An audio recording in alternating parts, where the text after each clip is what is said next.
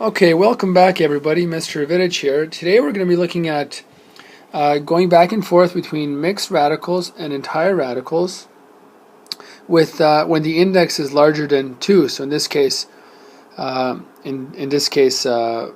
cube roots.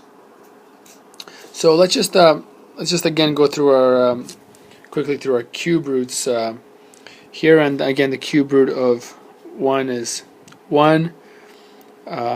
We have 8,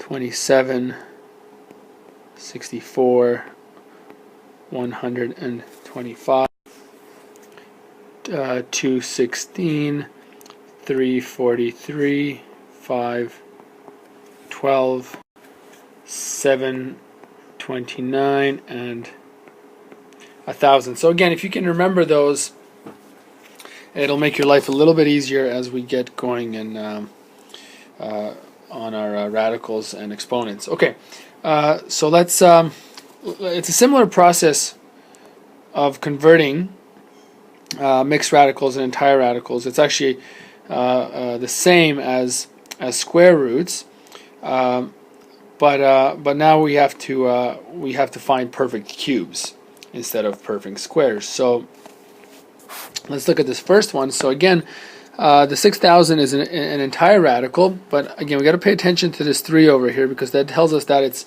cube root and not square root. So I'm looking for the highest perfect cube in this case, and in this case the highest perfect cube, and again the 3 goes here, would be 1,000 times 6.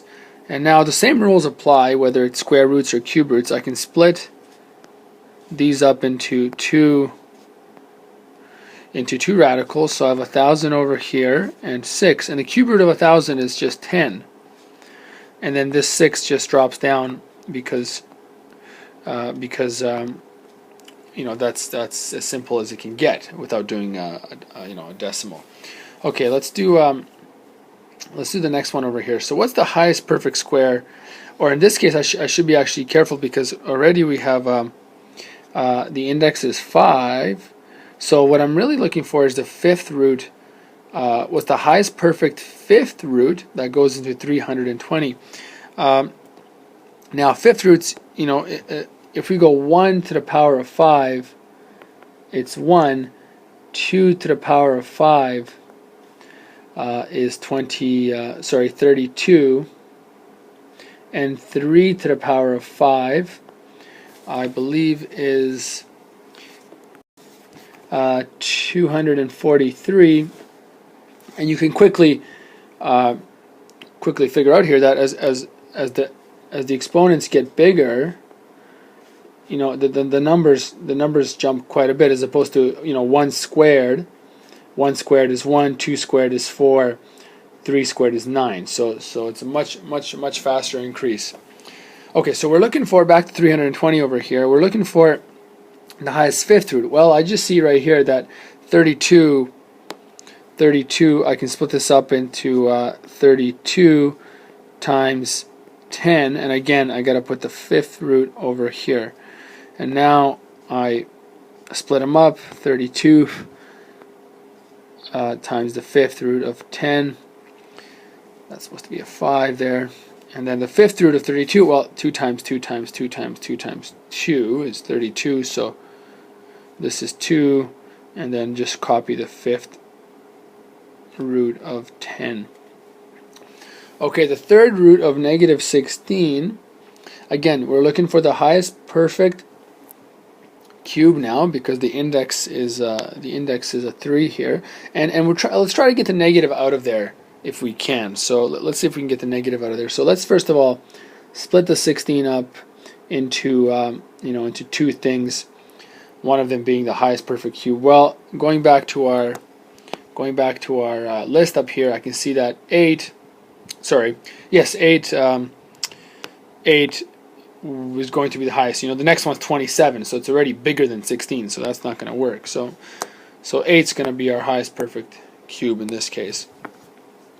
And I'm actually going to make the 8 negative and the 2 positive, because now when I split that up, I can go the third root of negative 8 times the third root of 2, and the third root of the cube root of negative 8 is negative 2, and then the 2 just drops down. Again, don't forget the index of 3 here. That's really important. Okay, so now let's go back the other way. Next page. And try to go from mixed radicals to entire radicals. So in this case, we're trying to get everything under one roof. So I have a 2 here, and so I'm going to try and get that 2 to go in there. And I notice, really important, that my index is 4. Okay, so let me split this up here into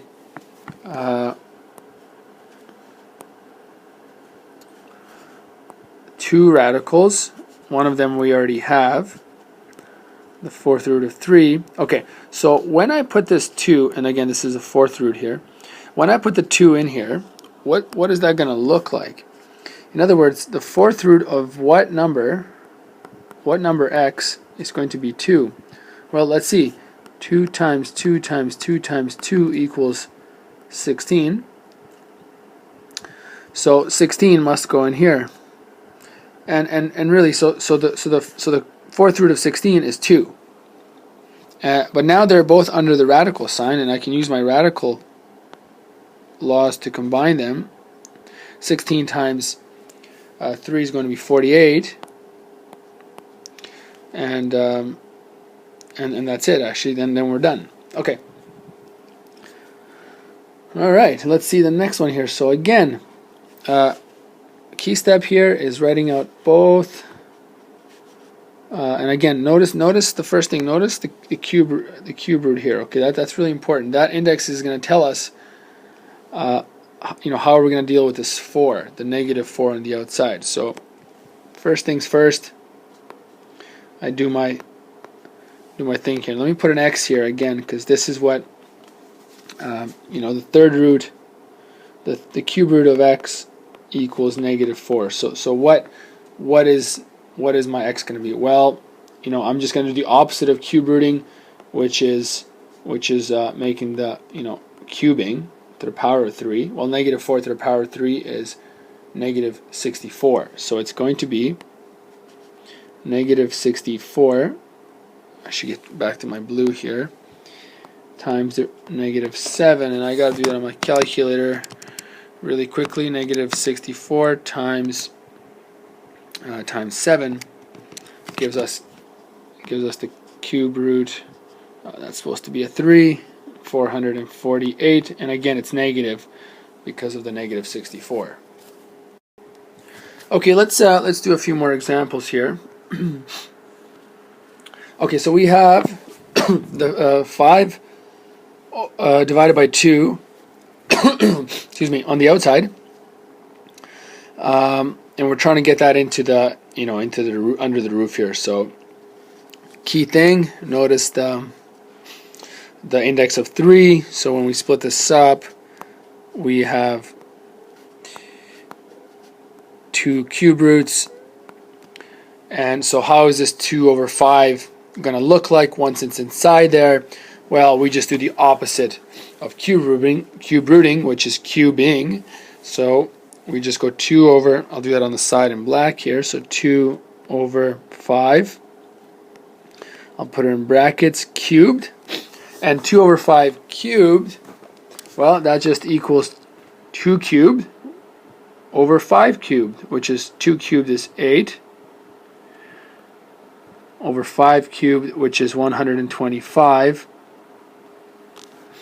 So there we go. So that's what's going to go in here. So 8 over 125.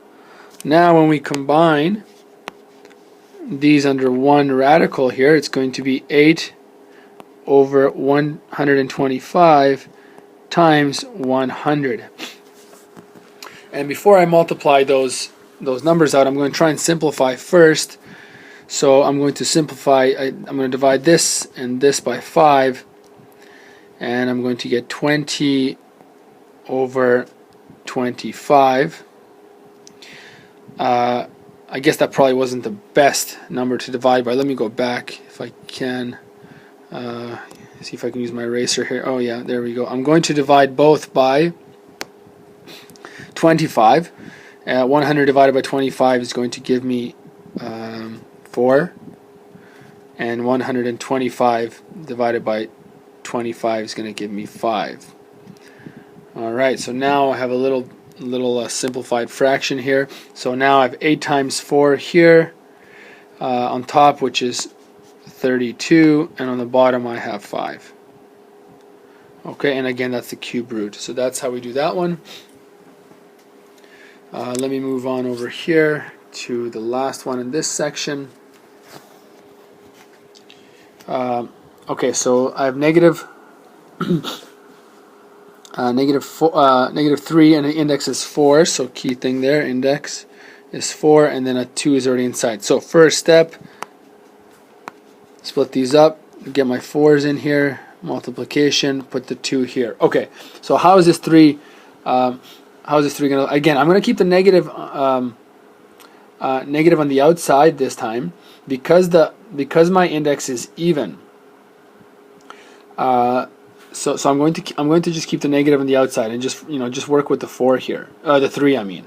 Okay, so how do I get the 3 in there? Well, I do the opposite of fourth rooting, which is to the power of 4. So 3 to the power of 4 over here, that would be, I think, 81.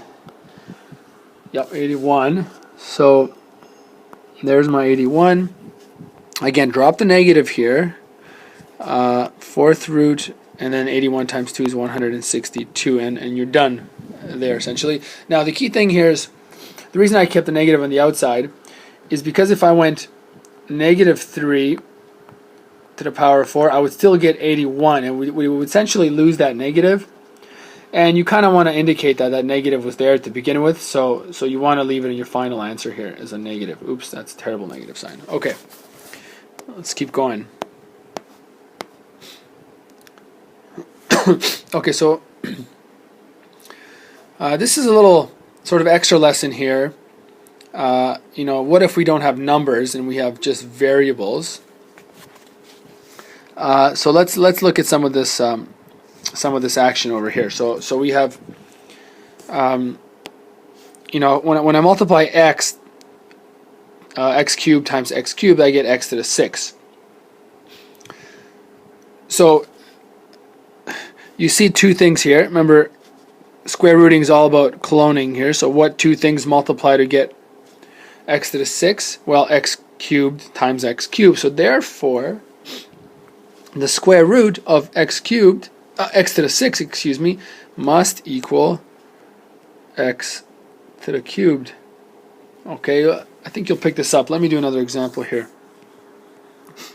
Alright, I have x to the 5 times x to the 5 times x to the 5 equals x to the 15. Then the third root, cube root of x to the 15th, must equal x to the 5. Right? And because of the index is 3, I'm looking for 3 things to clone here. So 1, 2, 3. Alright, so that's the symbolizes the cube root there. Alright, so let's see if we can do some here. So what two things, are gonna multiply to x to the 4? Well, x squared times x squared equals x to the 4th. So the answer must be x squared. Here we have y to the power of 10, and what two things are going to multiply to the to y to the power of 10 equals y to the 5 times y to the 5 multiplies to y to the 10, so the answer here is y to the 5. Okay. Alright, getting a little bit trickier now. We now have a combination of two variables, so a and b. Let's deal with them one at a time. So what two things are going to multiply to a to the 8? Well, that's simply a to the 4. So a to the 4. And then what two things are going to multiply to b to the 6? Well, b to the 3. So the idea here, you notice the last 3 here that we did. It's index of 2, index of 2, index of 2. So you can figure out that all you have to do is take your exponent and divide it by 2 to get the answer. However, if the index is 3, like in this last case, we're going to, see, I'm going to tell you the answer. The answer is going to be x to the 8. And why is the answer x to the 8? Because I took the 24 and divided it by 3. That's the exponent. In other words, x to the 8 times x to the 8 times x to the 8 gives us x to the 24. When we multiply powers here like this, we add the exponents. Okay, let's do this last one here. So what three things multiplied gives us y to the 6? Well, that's y squared. So y squared times y squared times y squared equals y to the 6. And why did I choose 3 things? Well, again, because the index here is 3. Okay, I'm going to do a few of these, not all of them, because we're sort of, this video is dragged on a little bit. Okay, so convert the following entire radicals to mixed radicals. Okay, so a to the 7. Well, a to the 7, no 3 things multiply to the a to the 7. Let's try a times a times a. Sorry, I'm not I should take that one out of there. I'm only looking for 2 things. Well, let's check it out. A times a is a squared. That's not a to the 7. A squared, and again, times a squared is a to the 4. And again, your things have to be, because the index here is 2, you're looking for, 2 things to multiply to each other. Well, let's see here. What's the next one? Well, a to the 3 times a to the 3 equals, a to the 6. Unfortunately, I can't go a to the 3 times a to the 4. That would equal a to the 7, but these things are not identical here, so I can't use them. Okay, so what do we do then? Well, here's how we do it. It's very similar to the examples in the previous when we use numbers. Let me just let me zoom in here so I have some more room here. Okay, so the first thing I'm going to do it in black over here. Okay, I'm going to split this a to the 7 into 2 things. One of them is going to be a to the 6 times a. Why a to the 6? Because a to the 6th is a perfect square. Now I split them up. A to the 6 times a. And again, a to the 6. Well, we have that one down here. A to the 6.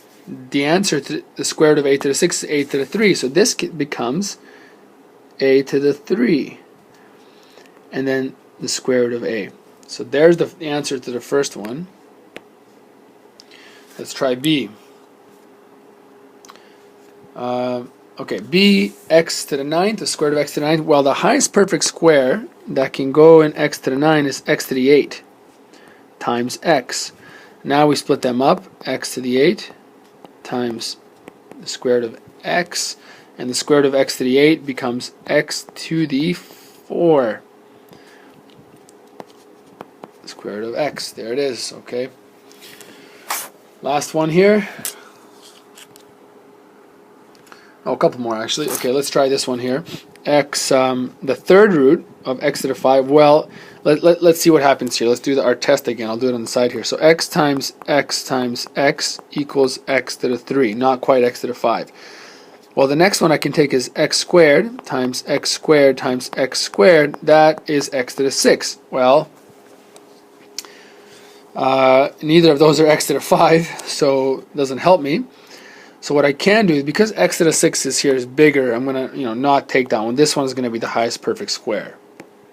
So here we go. I take my x to the 5 and split it up into x to the 3 times x to the 2, because 3 plus 2 gives us 5. Now I can split them up, and x to the 3 here, x squared here, and x to the 3. Well, that's pretty straightforward. Those cancel out and you're just left with x. On this side we have the cube root of x squared. Okay, I'm going to leave it there. Hopefully you get the hang of this. Again, don't when you're doing with variables, it is a little bit more of a challenge. but you should be able to answer at least the simple ones. So hopefully everybody got a lot out of the video, and thanks for watching. See you guys next time.